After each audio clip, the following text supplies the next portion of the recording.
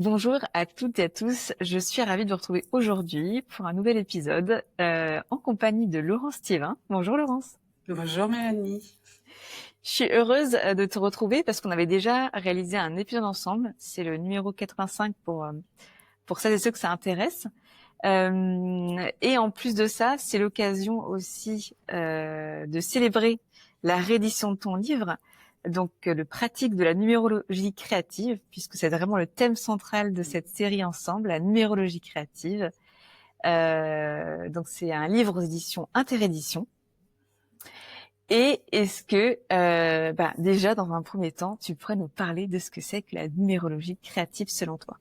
Ouais, merci. Eh bien, bon, d'abord dans numérologie créative, on entend numérologie, donc c'est peut-être un petit peu là un mot que beaucoup connaissent.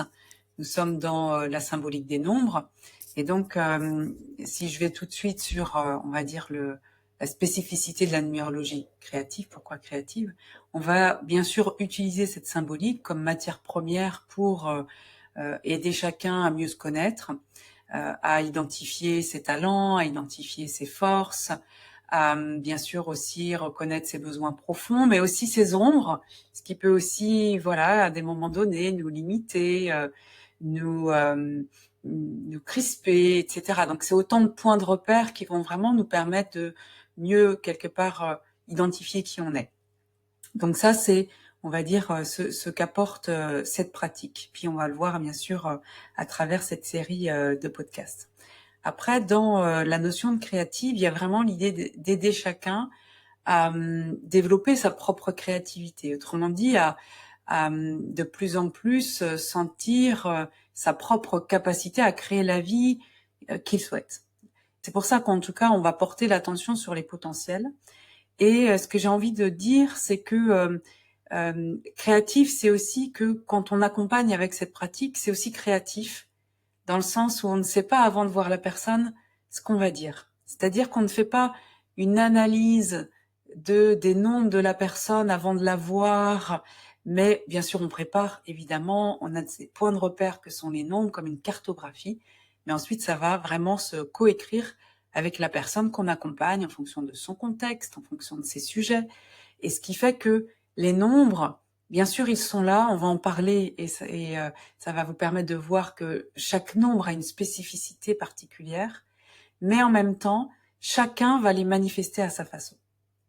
Et donc, c'est vraiment aussi d'aider, voilà, d'aider chacun à reconnaître encore une fois qui il est, mais on ne peut pas déterminer à l'avance, en fait, quelle est la meilleure façon pour la personne de manifester ses nombres. Et c'est ça qui est chouette, c'est-à-dire que l'accompagnement va permettre justement de mettre en lumière des possibles et puis ensuite d'aider la personne à cheminer avec, on va dire, toutes ces informations-là.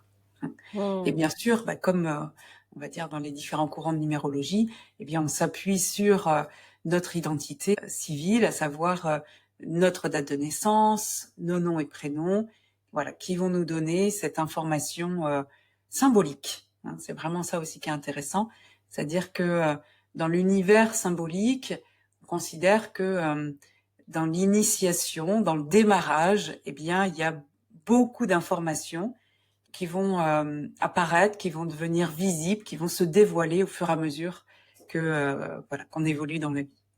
Donc on revient sur ces informations-là. Et alors du coup, donc on parle de série, Ouais. puisqu'ensemble on va décliner cette série en 9 épisodes pour les 9 chiffres qui sont vraiment fondamentaux pour la numérologie.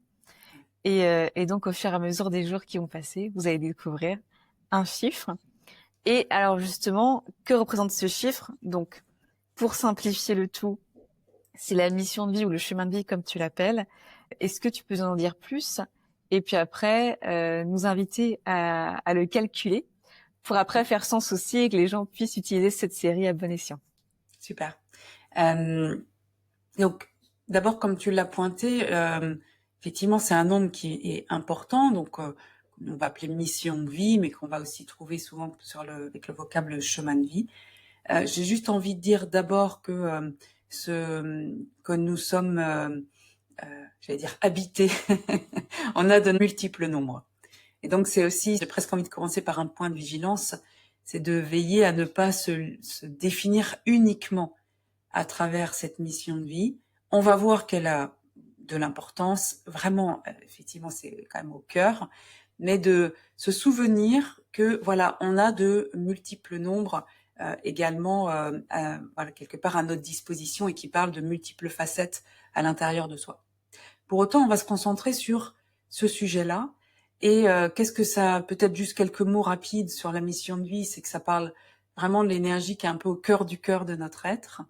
Donc l'idée, ça va être effectivement de sentir cette musique particulière, cette singularité qui parle de notre charisme profond, qui est vraiment aussi une énergie qui nous permet de nous recentrer, de revenir à l'intérieur de nous. Donc c'est pour ça qu'effectivement c'est quelque chose, c'est une information, c'est une énergie qui est précieuse. Ce à quoi on va veiller, c'est de ne pas enfermer cette énergie, ce nombre, dans quelque chose qui serait trop dans le faire ou dans l'avoir. C'est-à-dire, c'est pas, il n'y a pas de notion de on a tel nombre ou telle mission, donc on doit faire ça, ou donc c'est tel métier qui nous correspondrait. On verra que c'est la partie pour moi la plus sacrée, et donc c'est vraiment à vous de sentir comment ça résonne pour vous et comment vous pouvez la manifester là aujourd'hui dans votre vie, que ce soit professionnel ou personnel. Ça, c'est vraiment très important. Pour autant, bien sûr, on va utiliser les mots et je vais vous donner plein de facettes des nombres et l'invitation, c'est bien sûr d'accueillir ce qui résonne. Dans tout nombre, il y a la lumière et il y a l'ombre. Donc la mission, c'est la même chose. On va la vivre plein de fois, en fait, sans même des fois s'en rendre compte, dans la lumière. Et c'est bien sûr ce à quoi on aspire naturellement. Et en même temps, eh bien, je vous donnerai aussi quelques éléments sur l'ombre, parce que l'ombre est très utile, elle n'est pas négative, et elle nous permet aussi d'ailleurs de mieux reconnaître qui on est. Donc voilà, ombre, lumière, on ne se résume pas à la mission de vie, ni voilà, on va veiller à pas enfermer cette énergie dans quelque chose de trop figé, et de sentir voilà à quel point c'est un espace ressource pour soi. Alors du coup, comment on calcule? Comment la calculer? Voilà. Eh bien, le calcul, c'est simple. Vous allez prendre votre date de naissance et vous allez additionner le jour de naissance, le mois de naissance et l'année de naissance. Et donc, comme tu l'as dit, Mélanie, on est sur une base 9, donc on va de 1 à 9. On va rester peut-être là dans ces podcasts sur cette base-là. Et donc, en fait, si vous additionnez les nombres, eh bien à chaque fois on dit on réduit pour arriver. Donc par exemple, si en additionnant vous arrivez, je sais pas, sur 2014 par exemple, eh bien vous allez faire 2 plus 0 plus 1 plus 4 pour arriver à ce chiffre de 1 à 9. Voilà, et de toujours réduire. Par exemple, si les personnes arrivent à 26, ça fera 8. Exactement. Toujours arriver à un chiffre entre 1 et 9. Exactement, c'est ça. Et ben, maintenant qu'on a toutes ces infos, je pense qu'on peut commencer à aborder les différents chiffres. Alors, aujourd'hui, nous nous retrouvons pour le chiffre 2. Et si mes souvenirs sont bons, c'est vraiment le 2 qui fait surgir le relationnel, la communication.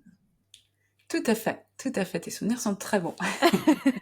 2 comme 2 éléments, 2 comme le couple, 2 comme la relation. Donc effectivement, c'est une énergie qui a vraiment un potentiel, une très grande intelligence relationnelle.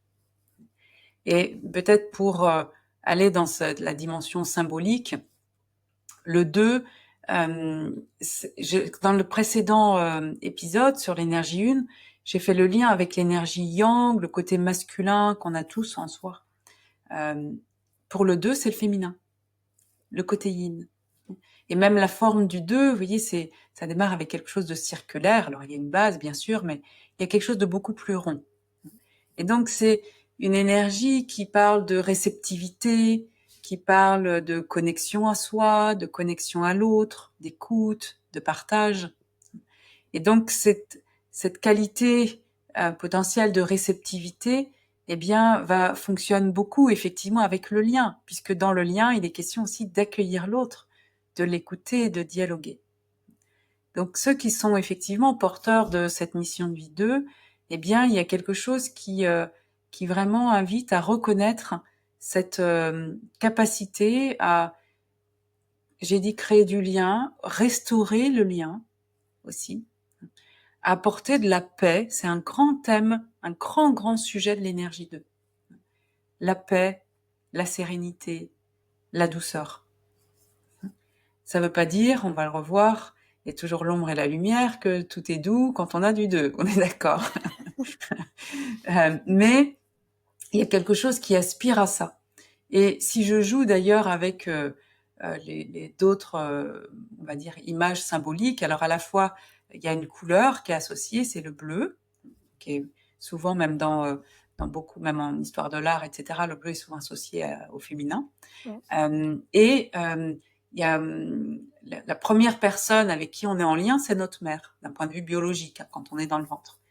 Donc là, il y a quelque chose, vous voyez, aussi qui parle aussi d'être relié avec un cordon ombilical, de baigner dans de l'eau. Ah, la mer, M-E-R, la mer, M-E-R-E, l'élément eau. Oui. On est dans cette atmosphère-là avec l'énergie 2. Si je parle de l'ombre, c'est une énergie qui peut vivre régulièrement la confusion, la fusion-confusion avec l'autre, parce que c'est une énergie qui capte beaucoup le champ émotionnel, qui a beaucoup de sensibilité, mais parfois, pour certaines personnes, en tout cas c'est très fréquent, qu'il y a au moins des moments ou des périodes de vie où cette sensibilité est parfois difficile à gérer, parce que c'est la difficulté à distinguer ce qui relève de soi et ce qui relève de l'autre. Donc ça, c'est un peu, on va dire, les points de vigilance du 2, c'est-à-dire qu'il y a une sensibilité, on va le voir, qui est d'une très très grande richesse, mais qui à des moments donnés peut amener, voilà, une forme de confusion entre soi et l'autre, et qui, on va dire, par exemple, dans le 2, il y a quelque chose, c'est une énergie qui est très douée pour aider, pour accompagner. Donc ça, c'est vraiment ça fait vraiment partie des très grands talents de cette énergie-là. Et justement, par l'écoute, par le partage, d'être avec l'autre, d'être à côté de l'autre. Voilà, cette énergie, elle est très douée pour faire ça, pour aider l'autre aussi à reprendre confiance en lui, à sentir qu'il a des ressources. Voilà. Donc ça, c'est vraiment la lumière du 2. Et puis, de temps en temps, s'il y a un peu de confusion, eh bien, le 2, il peut quelquefois se mettre un peu trop à aider l'autre au détriment de ses propres besoins. Donc c'est voilà, c'est quelque chose qui est très sensible à cet endroit-là. Et donc une des clés pour le 2, c'est d'apprendre à s'écouter et à apprendre à reconnaître ses besoins, à y répondre. Et c'est le 2, souvent, il est très doué pour aider les autres. C'est même ça peut même être assez facile. Mais écouter ses besoins, y répondre ou demander de l'aide, c'est pas toujours simple. Donc ça, c'est une belle façon aussi de rééquilibrer cette énergie 2. J'ai envie d'ajouter que c'est aussi une très belle énergie pour rêver. Et les rêves peuvent être un vrai espace de ressourcement. Voilà, donc ça peut être intéressant, en tout cas, d'avoir des espaces, voilà, où on peut écouter un peu plus, un peu les murmures, voilà, de notre intuition, voilà, de l'inspiration. Voilà, ça parle beaucoup de ça, se laisser inspirer ici. Donc ça peut être par les rêves, ça peut être par les rencontres, mais voilà, on retrouve cette énergie de réceptivité. Donc comment, voilà, de prendre soin en tout cas de cet espace-là. Et alors, il me semble qu'il y a une particularité pour le 2, c'est pour ceux qui ont le 11, c'est quand même relié au 2. Tout à fait, tout à fait. Donc, ceux qui ont effectivement, dans leur calcul, en fait, on dit le 2 vient du 11, on dit que c'est du 11-2. Donc, c'est ce qu'on appelle aussi un maître nombre. C'est bien une racine du 2. Donc, on est vraiment, tout ce que je viens d'évoquer peut vraiment résonner avec les personnes qui ont du 11-2. la première, ce que j'ai envie d'ajouter pour le 11-2, c'est que ça vient amplifier. Donc ça vient amplifier, par exemple, j'ai évoqué déjà l'intuition, il peut y avoir beaucoup d'intuition dans cette énergie 11-2. J'ai parlé de sensibilité, il peut y avoir de l'hypersensibilité. Donc là encore, c'est vraiment, en fait, il y a quelque chose, déjà le 2 capte beaucoup de choses, mais le 11-2, il va capter encore plus. Donc plus on est conscient de cette qualité-là, plus elle va être une force et vraiment une guidance intérieure très très belle. Mais souvent, il y a des phases en fait où on peut être un peu subir cette hypersensibilité et donc avoir du mal aussi à la gérer. Mais c'est bon de savoir, je crois, que c'est quelque part c'est pas grave, c'est normal, c'est une facette qu'on ne se résume pas à ça. Donc on a aussi d'autres clés ailleurs aussi hein, dans nos nombres. Mais effectivement, ça amène cette dimension-là. Et puis dans le 11-2, tu l'as dit, ça vient du 11, mais c'est 2 fois 1. Et donc, il y a j'ai juste dit rapidement au début là de cet épisode, c'est qu'il y a quelque chose dans le 2 qui cherche la paix, la sérénité. Avec le 11, alors ça peut être d'ailleurs le 2 aussi, j'en parle un peu moins, mais on peut être très dur. D'abord dur avec soi, manquer de douceur. Donc les 1, ils peuvent amener un côté très tranchant dans cette énergie 11-2. Donc ça, voilà, c'est quelque chose qu'on peut observer. Et en même temps, bien sûr, ça c'est dans l'excès. Et puis il peut y avoir énormément, bien sûr, de douceur, évidemment. Et en même temps, c'est la clé. C'est-à-dire que j'ai dit le 2, son point de vigilance, c'est de pas fusionner avec les autres. Les 1 apportent une capacité à être en lien, tout en restant aligné avec soi. Donc tout ce qu'on a évoqué dans le 1, ça peut même, si vous avez du 11-2, réécouter l'épisode 1. Vous pouvez vous reconnaître dans certaines facettes. Et là, c'est de se dire, effectivement, c'est une clé. Comment je suis alignée avec moi, comment je me respecte, comment je respecte l'autre dans son individualité. Alors oui, là, on va pouvoir co-créer et même inventer des nouvelles façons de relationner. Passionnant, donc c'est vraiment une énergie à approfondir avec toi par exemple, même avec ton livre. Euh, hmm. Très intéressant. Est-ce que tu souhaites ajouter d'autres choses sur le 2? Est-ce qu'il y a un mot qui te vient à l'esprit comme ça, comme une grande clé Eh bien, le mot qui me vient à l'esprit, c'est confiance. Donc, pour ceux qui ont du 2, l'invitation, à mon sens, c'est vraiment de vous connecter à votre parcours, à vos ressources, et vraiment de nourrir la confiance en vous. Vraiment, ça c'est vraiment très important. Et puis, petit à petit, de aussi développer la confiance en l'autre, la confiance dans les relations. Voilà, je pense que la confiance, c'est quelque chose qui peut être très aidant ici. Eh bien, merci pour votre écoute. Avec Laurence, nous espérons que cette série autour de la numérologie créative, eh bien, vous a plu. Que voilà, si vous avez fait le calcul de votre mission de vie, que vous avez écouté, que certaines descriptions viennent résonner avec vous, en vous, chez vous, que vous avez peut-être aussi pris le temps de calculer les chemins de vie de vos proches. N'hésitez pas d'ailleurs à leur envoyer l'épisode correspondant à leur chemin de vie. Peut-être que ça peut vraiment les aider aussi. Et puis je trouve que c'est toujours intéressant de connaître un peu les chemins de vie de notre entourage parce que ça permet de mieux relationner, tout simplement. Je pense que tu me rejoins là-dessus, Laurence. Complètement. Tout à fait. D'abord, merci aussi. Alors, merci à toi, Mélanie, hein, vraiment, sincèrement, pour cette invitation dans ce podcast et puis à tous les auditeurs. Et je partage complètement ce que tu viens de dire, à savoir que ces informations-là, alors elles ne sont pas exhaustives, hein, parce qu'on aurait pu passer quelques heures sur chacun des nombres qu'on a explorés, mais en tout cas, pour l'intention, c'était vraiment de vous faire sentir à quel point chaque nombre, chaque énergie, en fait, a une tonalité spécifique, et peut-être aussi activer votre curiosité pour aller plus loin et de vous observer dans différentes facettes. Donc ça, c'est la première chose. Et puis, comme tu viens de le dire, effectivement, ça peut vraiment aider à comprendre qu'on fonctionne pas tous pareil, même si on le sait mentalement.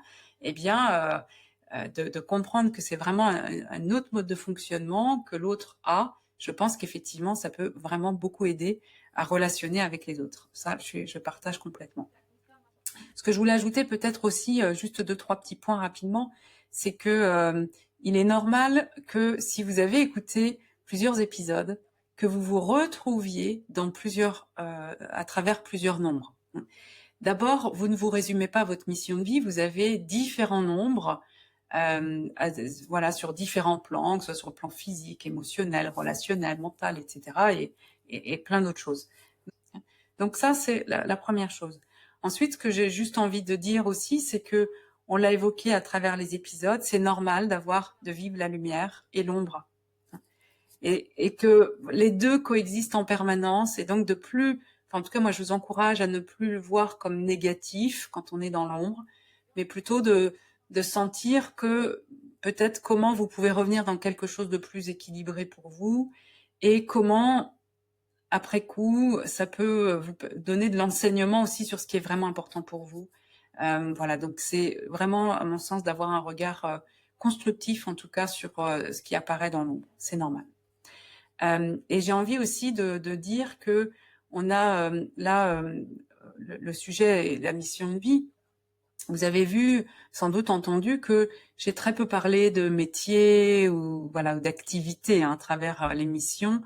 Je ne crois pas avoir évoqué le fait qu'il fallait faire telle ou telle chose pour s'épanouir quand on avait cette mission. C'est pas du tout mon point de vue.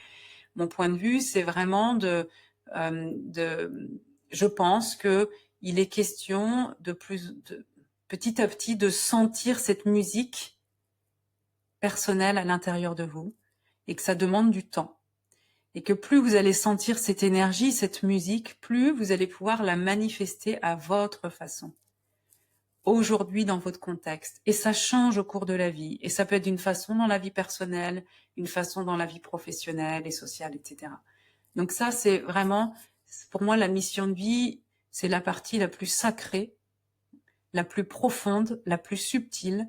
Et je pense que jamais personne ne pourra vous la définir vraiment. C'est à vous d'entendre la résonance et à vous de manifester à votre façon cette énergie-là qui parle de qui vous êtes profondément.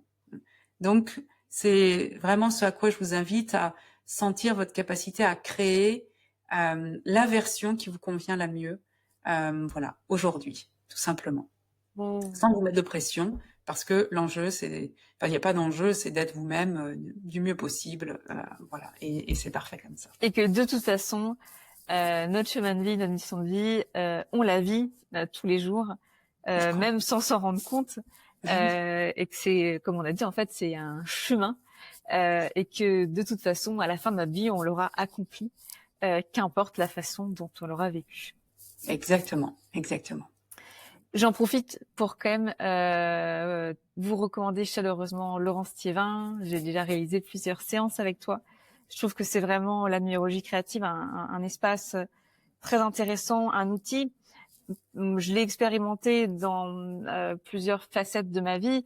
Une facette où j'étais très curieuse de découvrir cette approche. Puis ensuite, à quelques années plus tard, à une époque, un moment où j'étais assez perdue. Et ça m'a été vraiment précieux. Encore une fois, ton approche n'a rien de déterminant, de fataliste. C'est vraiment une approche de co-création. On arrive en séance et tu es là pour voir avec ce qui se dépose à l'instant T comment les chiffres peuvent nous guider, mais en aucun cas nous définir. Et c'est à nous en fait d'explorer et de vivre notre vie. C'est juste un outil de soutien et qui peut aussi permettre d'optimiser certaines périodes de vie et aussi de certaines zones de génie que l'on a naturellement. Donc, je recommande, voilà, chaleureusement, les séances individuelles. Je sais aussi que tu proposes des formations. Tout à fait. Et puis, il y a ton livre aussi qui est réédité là, tout début novembre. Pratique de la numérologie créative aux éditions Interédition. Exactement. C'est parfait. Merci beaucoup, Mélanie. Merci, à très bientôt, Laurence.